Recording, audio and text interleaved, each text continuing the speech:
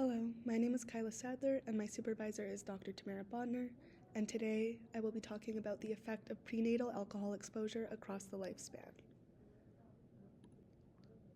So, some facts about fetal alcohol spectrum disorder, otherwise known as FASD, is that it's a spectrum of conditions, or an umbrella term, caused by prenatal alcohol exposure. It persists across the lifespan and leads to developmental, cognitive, and behavioral conditions. And there's an estimated 25 million individuals worldwide between the ages of 0 and 40 diagnosed.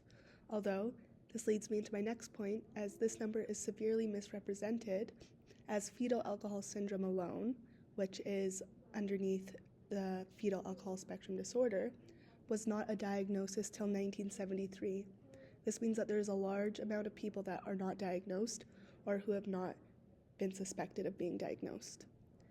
Additionally, there is a stigma with FASD, as many face diverse barriers, including unplanned pregnancies, mental health, substance abuse disorders, and many don't have the funds or the money to be able to be screened during pregnancy as well. This leads me to my background, which is going to be in immune system and mental health. There's been research to show that the immune system is dysregulated in those with FASD, which means we're looking at cytokines, which are released in the immune response, and we're seeing if there's higher levels of those. Additionally, higher reported stress, anxiety, and depression outcomes are available in individuals with prenatal alcohol exposure, which leads me to my aim. My aim is to bridge the gap and analyze if immune system dysregulation is a potential driver of mental health levels in the adult FASD population. For methods, we will test participants, which is the most crucial aspect in clinical research. We will process and separate the plasma, which contains these cytokines and immune proteins. We will run assays and collect the data, and then compare the immune system and mental health levels with some statistics. Mental health questionnaires. These are some of the questionnaires we administer alongside questionnaires on stress levels, socioeconomic status, demographics, as well as tests on memory, vocabulary, and cognitive function.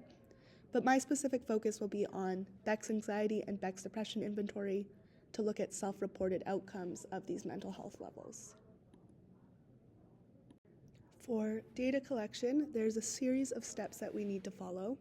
So once we get the blood sample from the participant, we will process this plasma, which contains the cytokines and immune proteins that I talked about earlier, which are released in the immune response.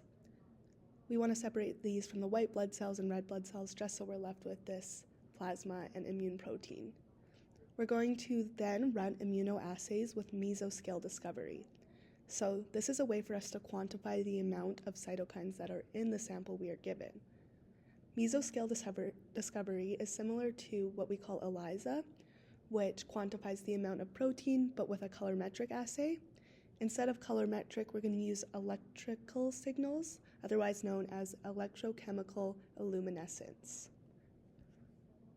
Next, we're going to collect the data on 40 pro and anti-inflammatory cytokines and proteins. So we're going to analyze each cytokine individually to see the levels in each participant. Then we will compare immune profiles between the FASD population and the controls, and finally compare mental health scores to immune dysregulation. For analysis, recruitment is difficult and getting participants is the main hurdle with clinical research, so I do not have all my analysis done yet, but we did run our first assay on 13 FASD and 13 unexposed controls. We expect to see higher levels of cytokines in those with FASD. We expect to see higher levels of anxiety and depression in those with FASD, and we will follow with regression analysis to interpret the cytokine levels to the mental health levels. For our next steps, as I will be working on my project throughout the year, as we haven't analyzed the data yet, we are going to continue recruiting participants, which is the most difficult aspect. We will collect and analyze the data alongside the testing of participants and eventually contribute to the research of a vulnerable population and aid in the development of supports rather than solely focusing on preventability. And then these are my references. Thank you for listening.